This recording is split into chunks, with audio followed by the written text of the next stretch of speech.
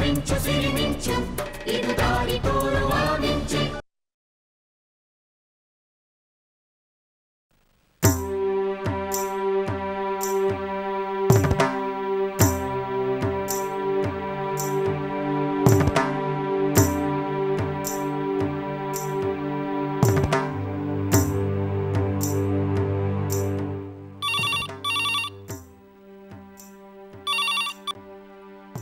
Hello, hi Divakara, ಹೇಳೋ, ಎಲ್ಲಿದೆಯಾ? ಓ, ಹಾಲಿವುಡ್ಡಲ್ಲಿ. ಮತ್ತೆ journey ಎಲ್ಲ ಹೇಗಿತ್ತು? ಏನೂ ತೊಂದರೆ ಆಗಲಿಲ್ಲ ತಾನೇ? ಅಲ್ಲಿ ವೆದರ್ ಹೇಗಿದೆ? ಹಾಂ, ನೀನು ಅಷ್ಟೇ ಕೂಲಾಗಿರೋ.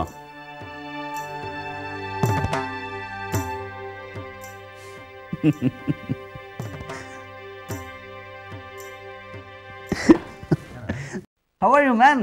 ಹೇಗಿದೆ ಹಾಲಿವುಡ್? ಒಂದು ನಿಮಿಷ ಇರು, ಸ್ವರೂಪ ಮಾತಾಡ್ತಾಳಂತೆ. ಹಾಂ. ಹಲೋ ದಿವಾಕರ, ಹೇಗಿದೆಯಾ? ಮತ್ತೆ ಯಾವಾಗ ತೋರಿಸ್ತೀಯಪ್ಪ ನಿಮ್ಮ ಮಾಯಾನಗರಿ ನಮಗೆ? ತಮಾಷೆ ಕೇಳಿದೆ. ಮೊದಲು ನೀನು ಅಲ್ಲಿ ಸೆಟ್ಲಾಗೋ, ಆಮೇಲೆ ನಾವೆಲ್ಲ ಬಂದು ನೀನು ನೋಡ್ತೀವಿ. ಓಕೆ. ಅಪ್ಪಾಜಿ ಇದ್ದಾರೆ, ಮಾತಾಡ್ತೀಯಾ? ಯಾವಾಗ ಫೋನ್ ಮಾಡಿದ್ದೆ? ಓ, ತಲುಪಿದ ತಕ್ಷಣ ಮಾತಾಡಿದೆ ಅಮ್ಮ ಹತ್ರ. Take care. ಅದಾದ ಫೋನ್ ಮಾಡ್ತಾ ಇರೋ. ಬಾಯ್. ಎಂಥ ಒಳ್ಳೆ ಚಾನ್ಸ್ ಅಲ್ವಾ ದಿವಾಕರಂಗೆ? ನಾವು ಸ್ವಲ್ಪ ದಿನ ನೋಡ್ತಾ ಇರೋ, ಭಾಳ ಒಳ್ಳೆ ಹೆಸರು ಮಾಡ್ತಾನೆ ಅವ್ನ ಫೀಲ್ಡಲ್ಲಿ. ಅಲ್ಲಿಗೆಲ್ಲ ಹೋಗೋದಕ್ಕೆ ಎಲ್ರಿಗೂ ಅವಕಾಶ ಸಿಗಲ್ಲ. ಬಾಂಬೆಯಿಂದ ಅವ್ರು ಹಳೆ ಬಾಸ್ ಹೋಗಿದ್ರಂತೆ, ಅದಕ್ಕೆ ಇವನಿಗೂ ಹೋಗೋದಕ್ಕೆ ಸುಲಭ ಆಯಿತು. ಇವನಿಗೆ ಅವಕಾಶ ಸಿಕ್ಕಿದೆ ದೊಡ್ಡ ವಿಚಾರ.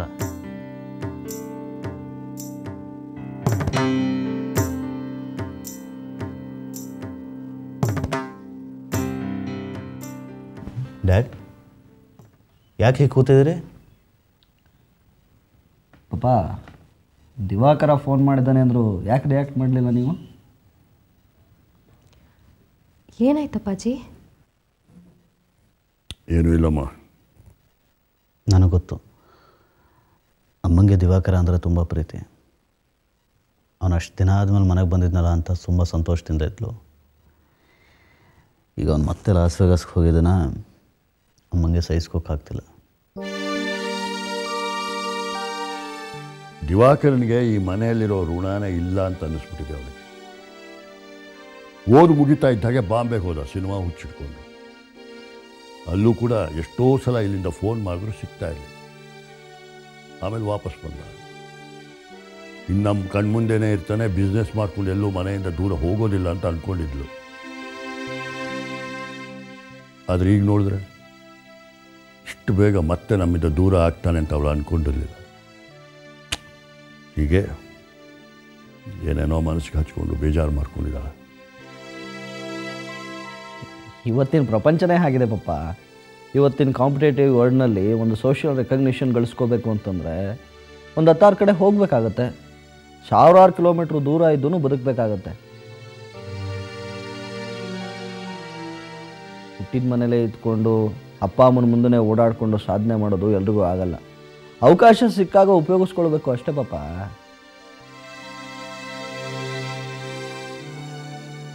ಇಷ್ಟಕ್ಕೂ ದಿವಾಕರ ಮೊದಲಿನ ಹಾಗೆ ಸಿನಿಮಾ ಭ್ರಮೆ ಹಿಂದೆ ಗೊತ್ತು ಗುರಿ ಇಲ್ಲದೆ ಓಡಾಡ್ತಿಲ್ವಲ್ಲ.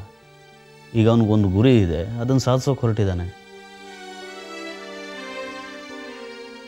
ಹೌದು ಅಪ್ಪಾಜಿ, 1000ದಲ್ಲೊಬ್ಬರಿಗೆ ಇಂಥ ಅವಕಾಶ ಸಿಗೋದು. ದಿವಾಕರನ ಈ ಬೆಳವಣಿಗೆ ನೋಡಿ ನಾವೆಲ್ಲ ಸಂತೋಷ ಪಡಬೇಕು, ಹೆಮ್ಮೆ ಪಡಬೇಕು. ಅದೆಲ್ಲ ಸರಿಯಮ್ಮ.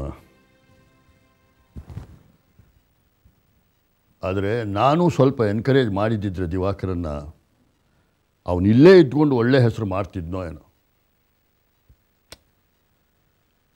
ಅವರ ಅಮ್ಮ ಒಬ್ಬಳೇ ಅಲ್ಲಮ್ಮ, ನಾನು ಮಿಸ್ ಮಾಡ್ಕೊಳ್ತಾ ಇದ್ದೀನಿ ದಿವಾಕರನ್ನ.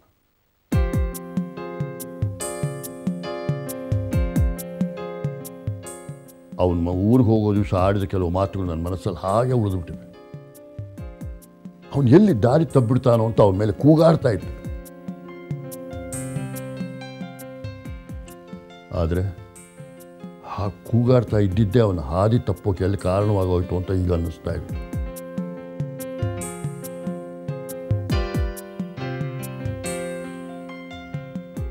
ಬಾಂಬೆಲಿ ಅವನು ಪಟ್ಟ ಎಲ್ಲ ಸಂಕಟಗಳಿಗೂ ಪರೋಕ್ಷವಾಗಿ ನಾನೇ ಜವಾಬ್ದಾರ ಅಂತ ಅನ್ಸೋಕ್ಕೂ ಶುರುವಾಗ್ತದೆ. ಗರೆ ಗರೆ ಸದ ಗರೆ ಗರೆ ಸದ. ಡ್ಯಾಡ್ ಬಿಡಿ, ಅವನೀಗ ಬಾಂಬೆ ಜೀವನ ಮುಗಿಸಿ ಹಾಲಿವುಡ್ನಲ್ಲಿದ್ದಾನೆ, ಹೊಸ ಜೀವನ ಶುರು ಮಾಡಿದ್ದಾನೆ. ಇನ್ಮೇಲೆ ಅವನ ಜೀವನದಲ್ಲಿ ಬರೀ ಯಶಸ್ಸೇ. ನಿಮ್ಮ ಬಗ್ಗೆ ಅವನಿಗೇನು ಬೇಸರ ಇಲ್ಲ, ನೀವು ಯಾಕೆ ಹುಡುಕ್ತೀರಿ? ನಾನು ಅಮ್ಮಂಗೆ ಸಮಾಧಾನ ಮಾಡ್ತೀನಿ. ನಾನು ಬರ್ತೀನಿ.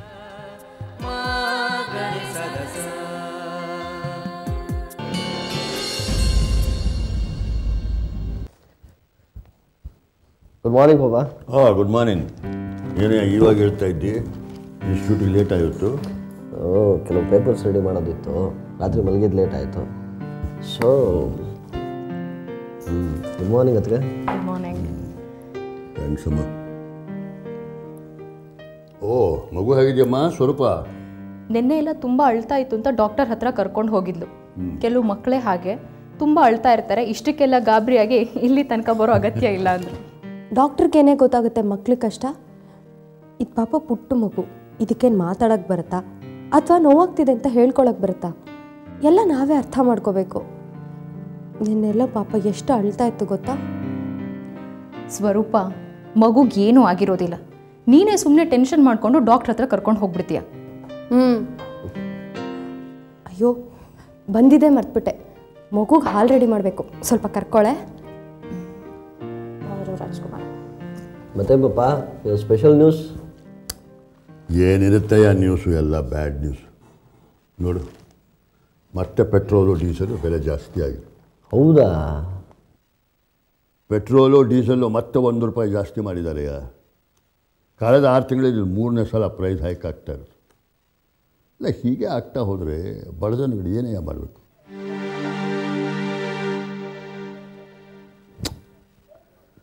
ಪ್ರೈಸ್ ಕಂಟ್ರೋಲ್ ಮಾಡೋದಕ್ಕೆ ಗೌರ್ಮೆಂಟ್ ಏನೂ ಮಾಡ್ತಾಯಿಲ್ಲ.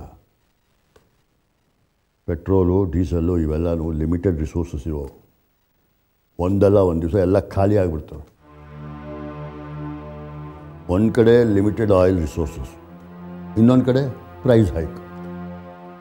ಹೀಗೆ ಮುಂದುವರೆದ್ರೆ ಮುಂದೆ ಏನಾಗ್ಬಿಡ್ಬೋದು ಈ ವಿಷಯ?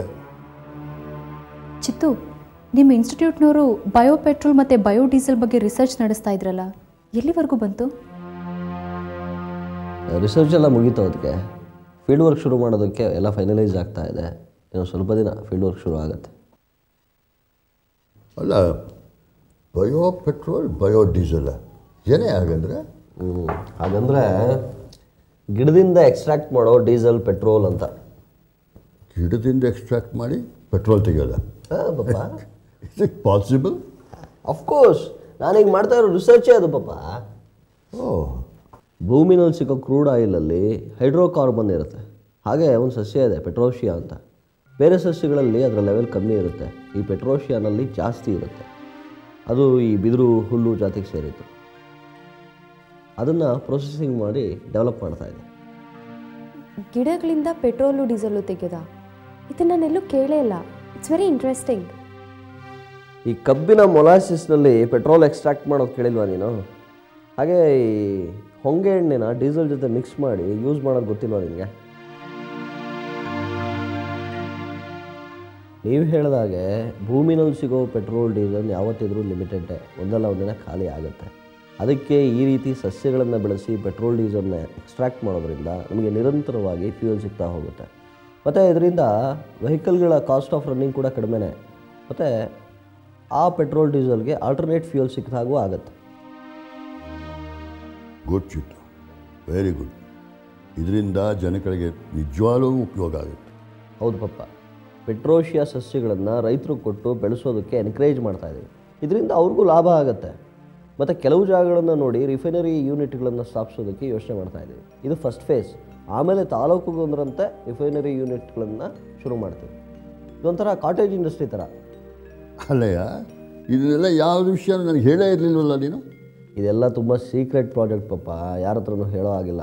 ನೀವೆಲ್ಲ ಮನೆಯವರು ಅಂತ ಹೇಳ್ತಾ ಇದ್ದೀನಿ ಅಷ್ಟೇ. ಅಂದರೆ ಮುಚ್ಚಿಡುವಂಥದ್ದೇನಿದೆ? ಏನು ದೊಡ್ಡ ಸೀಕ್ರೆಟ್ ಅಂತ ನಾವು ಮೇಂಟೈನ್ ಮಾಡ್ತಾಯಿದ್ದೀನಿ? ಪಪ್ಪ, ನಿಮಗೆ ಈ ಆಯಿಲ್ ಕಂಪನಿ ಲಾಬಿ ಬಗ್ಗೆ ಗೊತ್ತಲ್ಲ? ವರ್ಲ್ಡ್ ಎಕಾನಮಿ ನಿಂತಿರೋದೇ ಅದ್ರ ಮೇಲೆ. ಈ ಪೆಟ್ರೋಲ್ ಡೀಸೆಲ್ ಎಲ್ಲ ಕಡಿಮೆ ಬೆಲೆಗೆ ಸುಲಭವಾಗಿ ಸಿಗುತ್ತೆ ಅಂತ ಏನಾದರೂ ಗೊತ್ತಾದರೆ ಅವ್ರ ಕತೆ ಮುಗಿದ ಹಾಗೇ. ಅದಕ್ಕೆ ನಮ್ಮ ಥರದ ರಿಸರ್ಚ್ಗಳನ್ನು ಕಂಪ್ಲೀಟ್ ಆಗೋದಕ್ಕೆ ಅವ್ರು ಬಿಡೋದೇ ಇಲ್ಲ. ಇಲ್ಲಿದ್ದೆಲ್ಲ ಅಡಚಣೆಗಳನ್ನು ತಂದು ಹಾಕ್ತವೆ. ಅದಕ್ಕೆ ಇದನ್ನು ಸೀಕ್ರೆಟ್ ಇಡಬೇಕು ಅಂತ ಹೇಳಿದ್ದು. ಐಸಿ ನೀವು ಅಷ್ಟೇ ಪಾಪ, ಮಾತಿನ ಬರದಲ್ಲಿ ಕ್ಲಬ್ಬಲ್ಲೋ ವಾಕಿಂಗ್ ಫ್ರೆಂಡ್ಸ್ ಹತ್ರ ಎಲ್ಲ ಈ ವಿಷಯನ ಬಾಯ್ ಬಿಟ್ಬಿಡ್ಬೇಡಿ. ನಾನು ಯಾಕೆ ಅವ್ರ ಹತ್ರ ಹೇಳೋಕ್ಕೆ ಹೋಗಲಿ. ಆದರೂ Chittu, I am very proud of you. ಜನಕ್ಕೆ ದೇಶಕ್ಕೆ ಒಳ್ಳೆಯದಾಗುವಂಥ ರಿಸರ್ಚ್ ಮಾಡ್ತಾಯಿದ್ದೆ. Keep it up. Thank you ಬಾಬಾ.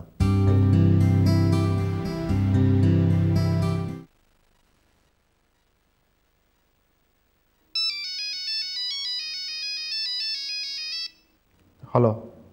ಹಲೋ ದಿನೇಶ, ಎಲ್ಲಿದೆಯಾ? ಎಲ್ಲೋ ಇದ್ದೀನಿ. ಯಾಕೋ ಬೇಜಾರಲ್ಲಿದೆಯಾ? ಇನ್ನೇನು ಮಾಡಲಿ, ಯಾರ ಜೊತೆನೂ ಮಾತಿಲ್ಲ, ಕತೆ ಇಲ್ಲ. ಇನ್ನೊಂದು ಸ್ವಲ್ಪ ದಿವಸ ಇಲ್ಲೇ ಇದ್ದರೆ ಮಾತೇ ಮರ್ತೋಗ್ಬಿಡ್ತೇನೋ ಅನ್ನಿಸ್ತಾ ಇದೆ ನನಗೆ. ಕಷ್ಟಪಡ್ತಿರೋ ನೀನು ಒಬ್ಬನೇ ಅಲ್ಲ. ಇನ್ಫ್ಯಾಕ್ಟ್ ಐಷಾರಾಮಿ ಜೀವನ ನಿನ್ನದು, ಜೈಲಲ್ಲಿರೋನು ನಾನು.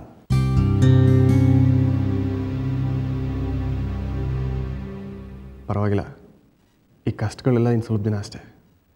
ಈ ಮಾತನ್ನು 1000 ಸಲ ಕೇಳಾಯ್ತು ನಿನ್ನ ಬಾಯಿಂದ. ದಿನೇಶ, ಆಗಿಂದ ನಾನು ಹೇಳಿದ್ದು ನಿಜನೇ, ಈಗ ಹೇಳ್ತಿರೋದು ನಿಜನೇ. ಮುಂದಿನ ಗುರುವಾರದಿಂದ ಕೋರ್ಟ್ ಪ್ರೊಸೀಡಿಂಗ್ ಶುರುವಾಗ್ತಾ ಇದೆ. 100% ನಾನು ಗೆಲ್ತೀನಿ. ಅದೇನು ಅಷ್ಟೊಂದು ಗ್ಯಾರಂಟಿಯಾಗಿ ಹೇಳ್ತಿದ್ಯಾ? ದಿನೇಶ, DK ತುಂಬ ಬುದ್ಧಿವಂತ. ನಾನು ಲಾಯರ್ ಪ್ರದೀಪ್ ಅನ್ನೋರ ಬಗ್ಗೆ ಹೇಳ್ತಿದ್ದಲ್ಲ ನಿನ್ನ ಹತ್ರ, ಅವನನ್ನು ನಮ್ಮ ಆಪೋನೆಂಟ್ ಲಾಯರ್ ದೀಕ್ಷಿತ್ ಆಫೀಸ್ಗೆ ಕಳಿಸಿದ್ದಾನೆ. ದೀಕ್ಷಿತ್ ಮತ್ತು ಜಗದೀಶ್ ಇಬ್ಬರು ಪ್ರದೀಪ್ DK ಬಗ್ಗೆ ಇನ್ಫಾರ್ಮೇಷನ್ ಕೊಡ್ತಿದ್ದಾನೆ ಅಂತ ನಂಬೋ ಹಾಗೆ ಮಾಡಿದ್ದಾನೆ. ಆದರೆ ಪ್ರದೀಪ್ DK ಬಗ್ಗೆ ಕೊಡ್ತಿರೋದೆಲ್ಲ ರಾಂಗ್ ಇನ್ಫಾರ್ಮೇಷನ್. ಸೊ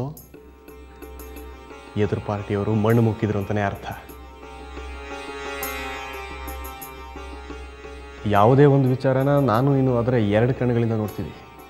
ಆದರೆ DK ಕೇಸಿನ ವಿಚಾರವಾಗಿ ಮೈಯೆಲ್ಲ ಕಣ್ಣು ಅವನಿಗೆ. ಯಾವುದೇ ಸಣ್ಣ ವಿಚಾರನೂ ಬಿಡದೆ ಸೂಕ್ಷ್ಮವಾಗಿ ಗಮನಿಸ್ತಾನೆ. ನೋಡು ದಿನೇಶ, ಈ ಕೋರ್ಟು ಪ್ರೊಸೀಡಿಂಗ್ಸ್ ಎಲ್ಲ ಫಾರ್ಮಾಲಿಟಿ, ಪ್ರೊಸೀಜರ್ ಅಷ್ಟೇ ನಮ್ಮ ಪಾಲಿಗೆ. ಜಡ್ಜ್ಮೆಂಟ್ ಏನಾಗುತ್ತೆ ಅಂತ ಗೊತ್ತಿದೆ ನಮಗೆ. ಏನೋ ರಾಜೀವ, ನಿನ್ನ ಉತ್ಸಾಹ ನೋಡಿದ್ರೆ ನೀನೇನೋ ಗೆಲ್ತೀಯ ಅನಿಸುತ್ತೆ. ಆದರೆ ಗಿದ್ರೆ ಏನೂ ಇಲ್ಲ ದಿನೇಶ.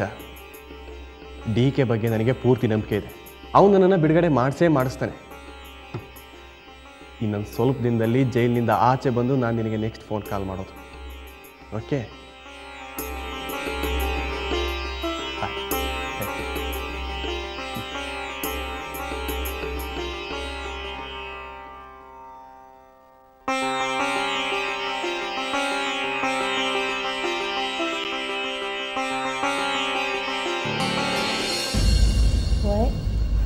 ಇಲ್ಲಿ ನೋಡು, ನನ್ನ ನೋಡು ಪುತ್ತು.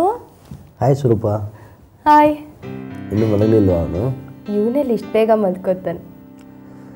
ಓಯ್, ನಾಳೆ ಡಾಕ್ಟ್ರ್ ಹತ್ರ ಹೋಗ್ಬೇಕು. ಆಯ್ತು. ಕೆಲವು ಟೆಸ್ಟ್ಗಳನ್ನು ಮಾಡಬೇಕಂತೆ. ಬೆಳಗ್ಗೆ 10:30ಗೆ ಬರೋದಕ್ಕೆ ಹೇಳಿದ್ದಾರೆ. ಸ್ವರೂಪ,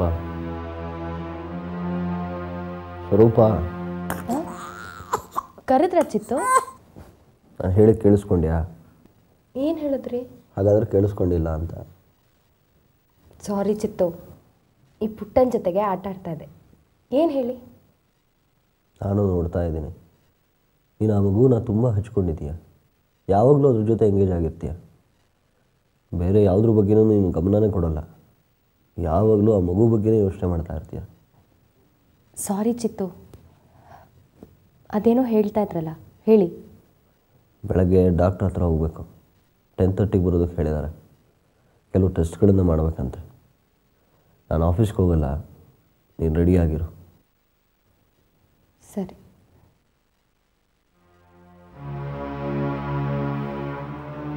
ಒಂದು ಮಾತು ಹೇಳ್ತೀನಿ ಸ್ವರೂಪ, ನೀನು ಮಗುನ ಇಷ್ಟೊಂದು ಹಚ್ಕೊಂಡಿರೋದು ಒಳ್ಳೆಯದಲ್ಲ ಅನಿಸುತ್ತೆ. ಯಾಕೆ ಚಿತ್ತು? ಯಾಕೆ ಹೀಗೆ ಹೇಳ್ತಾ ಇದ್ದೀರಾ? ಸ್ವರೂಪ, ಈ ಮಗು ನಮ್ದಲ್ಲ. ಇಲ್ಲ ಚಿತ್ತು, ಈ ಮಗು ನಮ್ದಲ್ಲ ಅಂತ ಮಾತ್ರ ಹೇಳಬೇಡಿ. ನನ್ನ ಮನಸ್ಸಿಗೆ ತುಂಬ ನೋವಾಗುತ್ತೆ. ಮನಸ್ಸಿಗೆ ನೋವಾಗುತ್ತೆ ಅಂತ ಫ್ಯಾಕ್ಟ್ನ ಮರೆತರೆ ಮುಂದೆ ಇದಕ್ಕಿಂತ ಹೆಚ್ಚು ನೋವು ಅನುಭವಿಸ್ಬೇಕಾಗುತ್ತೆ. ಗರೆ ಗರೆ ಸದ ಗರೆ ಗರೆ ಸದ. ನೀನು ತುಂಬ ಎಮೋಷ್ನಲ್ ಆಗಿ ಯೋಚನೆ ಮಾಡ್ತಾ ಇದೀಯ. ಪ್ರಾಕ್ಟಿಕಾಲಿಟಿ ಮರೆತರೆ ಮುಂದೆ ನೀನೇ ದುಃಖ ಪಡಬೇಕಾಗತ್ತೆ. ಪ್ಲೀಸ್ ಸ್ವರೂಪ, ನೀನು ಈ ಮಗು ಬಗ್ಗೆ ಇರೋ ಅಟ್ಯಾಚ್ಮೆಂಟ್ನ ಕಡಿಮೆ ಮಾಡ್ಕೊ. ಯಾಕೆ ಚಿತ್ತು ಹೀಗೆ ಮಾತಾಡ್ತೀರಾ? ಪ್ರೀತಿ ಅಟ್ಯಾಚ್ಮೆಂಟ್ ಅನ್ನೋದು ಏನು ಎಲೆಕ್ಟ್ರಿಕ್ ಸ್ವಿಚ್ಚಾ? ಬೇಕು ಅಂದಾಗ ಆನ್ ಮಾಡೋದು, ಬೇಡ ಅಂದಾಗ ಆಫ್ ಮಾಡೋಕ್ಕೆ. ಪ್ರೀತಿ ಅಟ್ಯಾಚ್ಮೆಂಟ್ ಎಲ್ಲ ತಾನಾಗೆ ಬರೋವಂಥದ್ದು.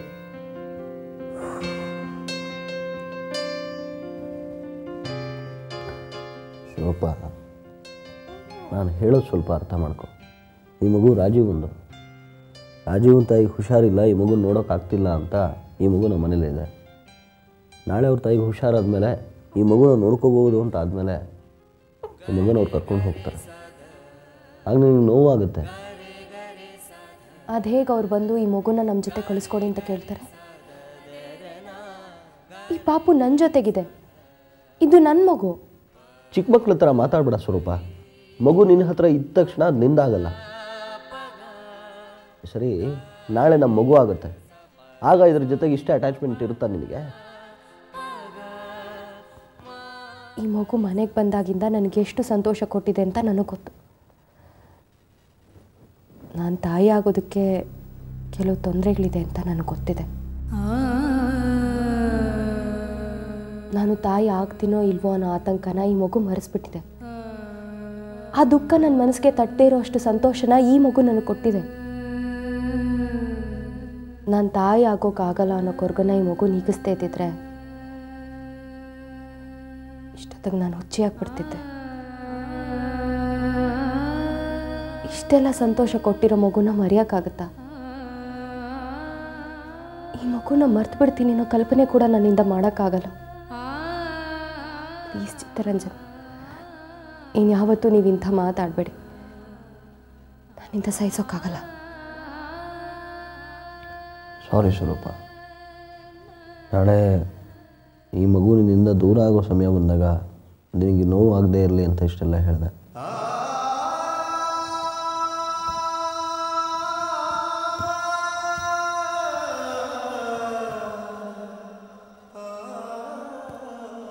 ಈ ಮಗುನ ನಾನು ನನ್ನಿಂದ ದೂರ ಮಾಡಲ್ಲ.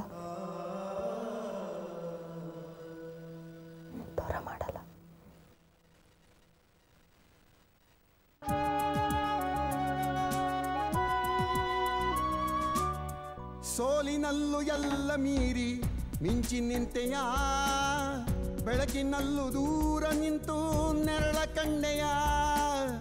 ಹೆಜ್ಜೆಯಲ್ಲಿ ಹಾದಿ ಮೂಡಿ ನೀಗಿ ಬಂಧನ, ನೀನೇ ಭೂಮಿ ನೀನೇ ಬಾನು ನೀನೇ ನಂದನ. ಮಿಂಚು ಮಿಂಚು ಸಿರಿ ಮಿಂಚು, ಇದು ದಾರಿ ತೋರುವ ಮಿಂಚು. ಒಳ ಮಿಂಚು ಮಿಂಚು ಸುಳಿ ಮಿಂಚು, ಇದು ಬೇಟೆಯಾಡುವ ಮಿಂಚು.